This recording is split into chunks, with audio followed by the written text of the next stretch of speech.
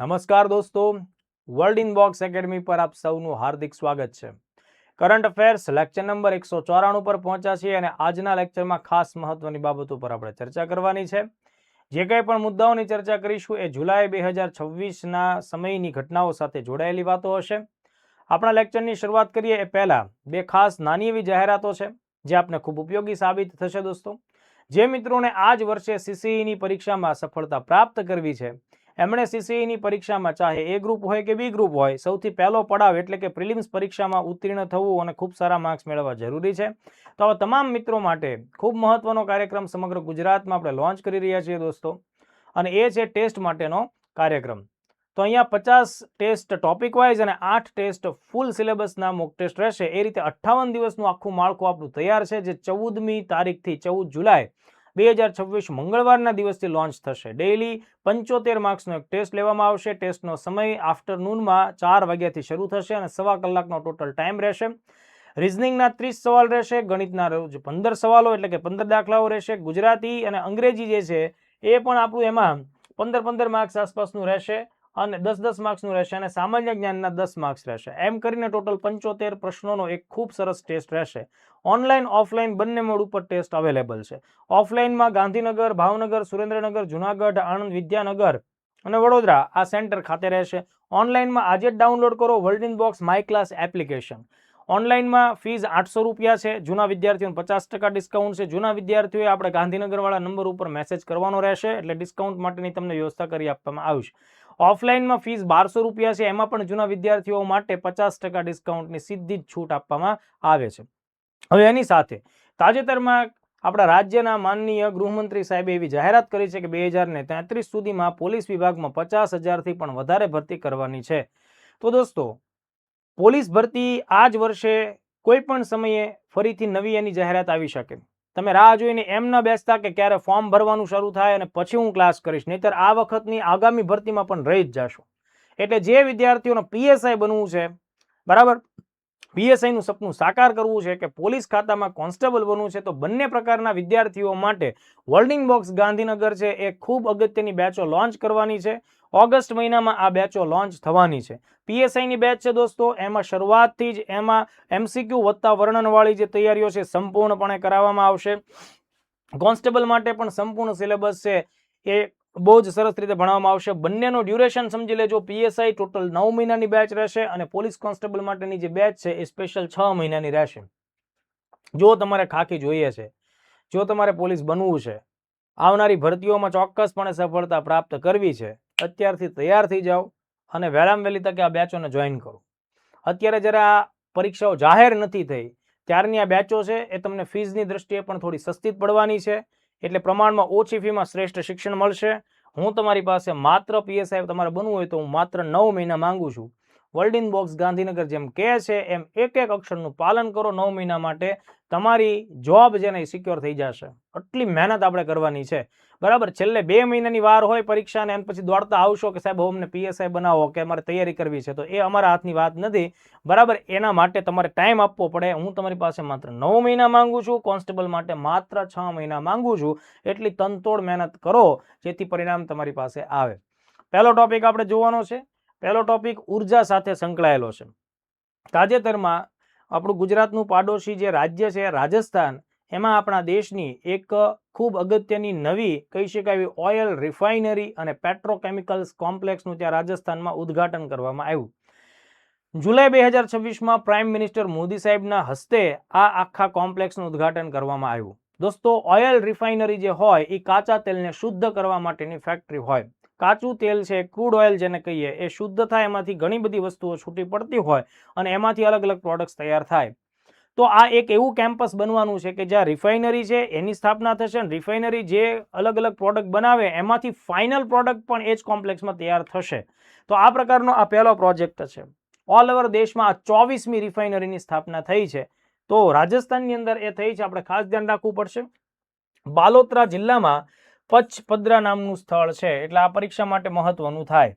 જિલ્લો બાલોતરા રહેશે અને જે સ્થળ છે એ છે પચપદ્રા, બરાબર. જુલાઈ 2026માં દેશની સૌ પ્રથમ ગ્રીનફિલ્ડ ઇન્ટિગ્રેટેડ રિફાઇનરી કમ પેટ્રોકેમિકલ કોમ્પ્લેક્સની સ્થાપના થઈ.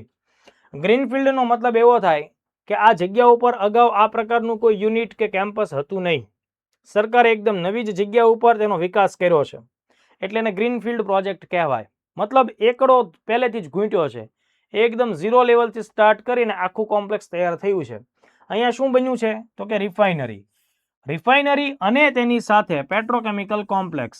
પેટ્રોકેમિકલ કોમ્પ્લેક્સનો મતલબ એ થાય કે રિફાઇનરીમાંથી જે જુદી પડતી પ્રોડક્ટ છે એમાંથી ફાઇનલ પ્રોડક્ટ બનાવવી, બરાબર. જેમ કે એમાંથી આપણે પેટ્રોલ છૂટું પાડીએ છીએ, ડીઝલ છૂટું પાડીએ છીએ, બરાબર. એ ઉપરાંત પ્લાસ્ટિકના દાણા છૂટા પડે છે. બધી જ વસ્તુઓ છે અહીંયા એક જ જગ્યાએ તૈયાર થશે. એટલે આ ફેક્ટ આપણા માટે જાણવું મહત્વનું છે. બીજું, ક્રમની દ્રષ્ટિએ આ આપણા દેશની અંદર સ્થાપિત થયેલી 24મી રિફાઇનરી છે.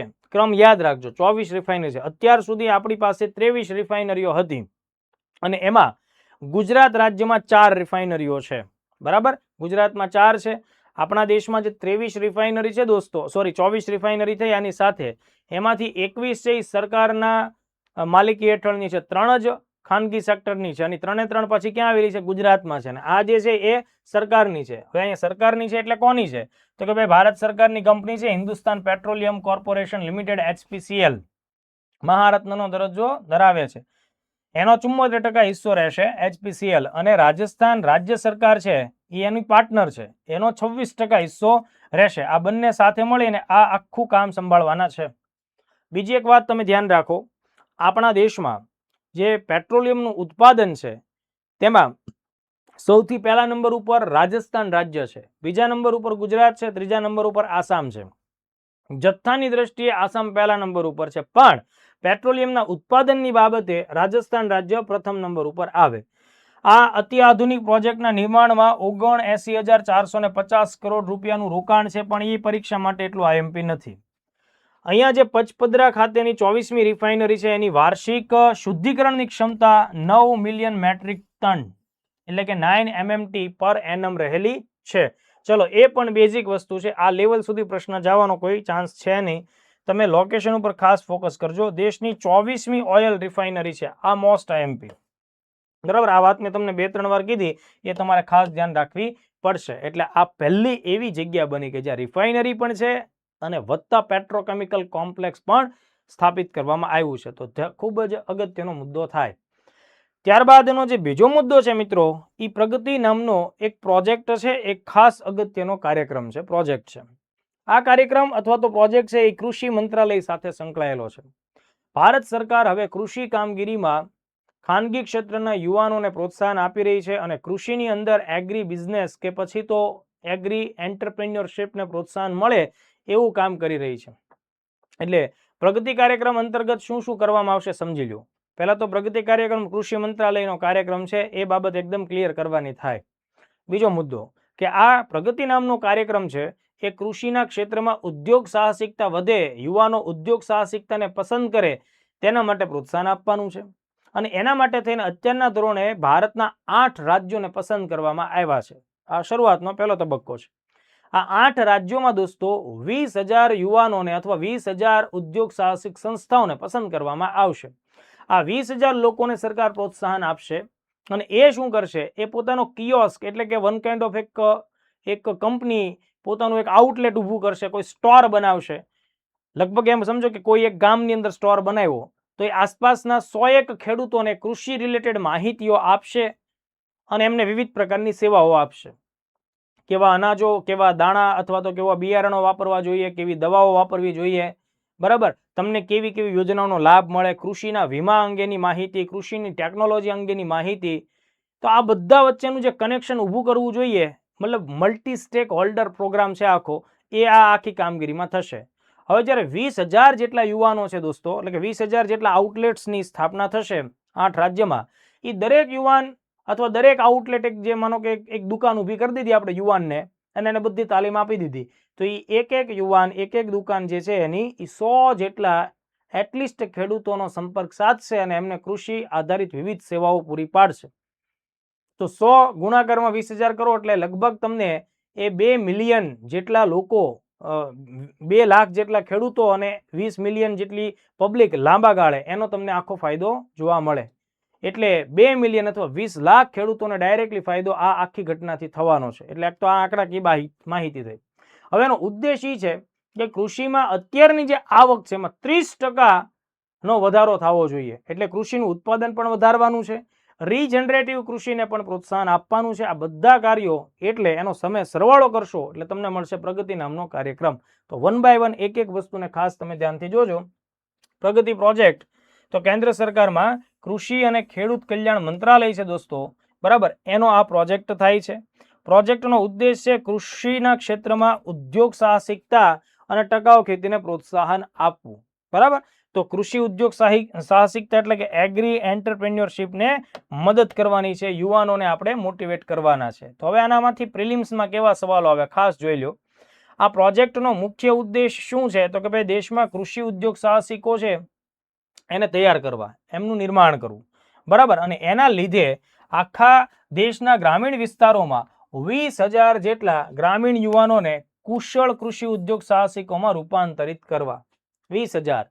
મેં તમને જણાવ્યું કે દરેક વ્યક્તિ 100 ખેડૂતને મદદ કરશે એટલે 20,000 ગુણાકારમાં 100 કરો એટલે તમને 20 લાખ મળવાના છે. 20 લાખ એટલે 2 મિલિયન. એટલે આ આખું નેટવર્ક દેશના 20 લાખ એટલે કે 2 મિલિયન નાના અને સીમાંત ખેડૂતો છે એની આવક કેમ વધે, એની ઉત્પાદકતા કેમ વધે અને એની આજીવિકામાં સુધારો કેમ થાય એ દિશામાં કાર્યો કરશે. એટલે આ બંને આંકડાઓ આપણા માટે જાણવા ખાસ જરૂરી છે. હવે માનો કે આ પ્રોજેક્ટ અમલીકરણ પામે છે તો સરકારનો અંદાજ એવો છે કે આ પ્રોજેક્ટ અંતર્ગત ખેડૂતની આવકમાં, યાદ રાખજો, ખેડૂતની ઇન્કમમાં ઓછામાં ઓછો 30% વધારો થવો જોઈએ. ઓછામાં ઓછો 30% વધારો. એટલે માનો કે MCQ પૂછાય છે તો આ એકદમ IMP ટકાવારી થાય, બરાબર. IMP ટકાવારી થાય, પરીક્ષામાં આ પ્રશ્ન આવી શકે. સીસીના બી ગ્રુપની અંદર તમને ખ્યાલ જ છે 30 માર્ક્સના પ્રશ્નો છે એ કરંટ રિલેટેડ પૂછાવાના છે, 30 માર્ક્સના પ્રશ્નો યોજના રિલેટેડ પૂછાવાના છે. એટલે ખાસ બાબત ધ્યાને રાખીએ. હવે બીજો મુદ્દો કે ભાઈ આ ખેડૂતોને મદદ કરવાની છે તો મુખ્યત્વે કેવા પ્રકારના પાકોને ધ્યાનમાં રાખીને વધારે મદદ કરવાની છે. તો એમાં 3 પાકો યાદ રાખજો. એક છે ડાંગર, જેને આપણે ચોખા કહીએ, મકાઈ, બરાબર, અને બટેટા. આ 3 ઉપર વિશેષ ફોકસ રહેશે.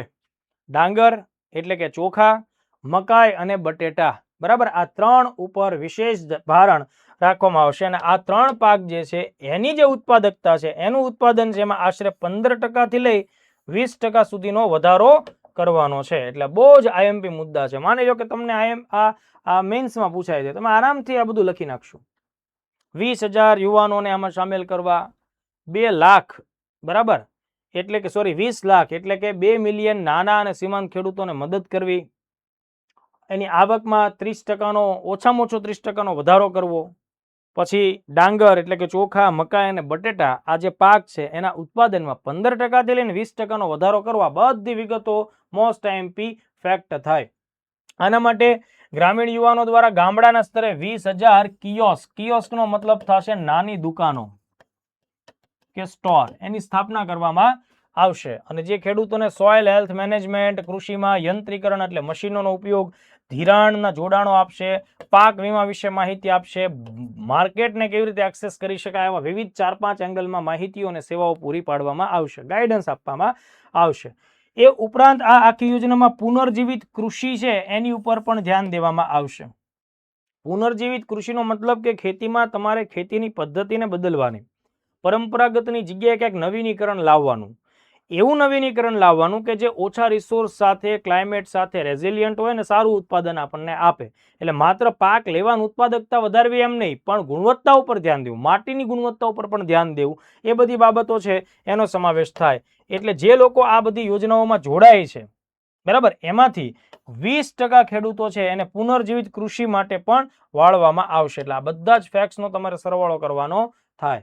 બીજું, અત્યારના ધોરણે પ્રાથમિક તબક્કે આ આખો પ્રોજેક્ટ ભારતના 8 રાજ્યોમાં લાગુ થશે. મધ્યપ્રદેશ, ઉત્તર પ્રદેશ, બિહાર, મહારાષ્ટ્ર, રાજસ્થાન, પશ્ચિમ બંગાળ, આસામ અને ઝારખંડ.